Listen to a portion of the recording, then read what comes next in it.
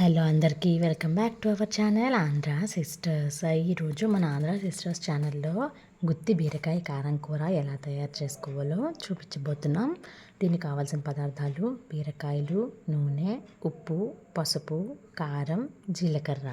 తయారు చేసుకునే విధానం: స్టవ్ మీద ఒక బాండి పెట్టుకుని దాంట్లో నూనె వేసుకుని, నూనె వేడెక్కగా కొంచెం జీలకర్ర వేసుకుని దాంట్లో గుత్తిగా అంటే బీరకాయని తొక్కలు తీసి 4 ముక్కలుగా చేసి అటు ఇటు కొయ్యకుండా మధ్యలో గుత్తిగా కోసుకొని పెట్టుకున్న బీరకాయ ముక్కల్ని ఆ నూనెలో వేసుకుని పైన కొంచెం ఉప్పు వేసుకుని మగ్గనివ్వాలి.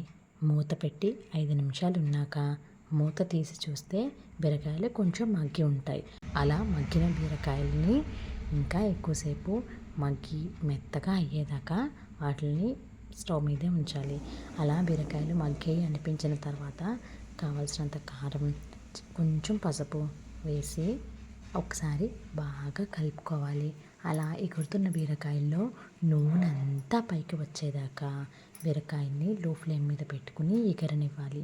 అలా నూనె అంతా పైకి వస్తేనే ఈ కూరకి రుచి అని గుర్తుపెట్టుకోండి.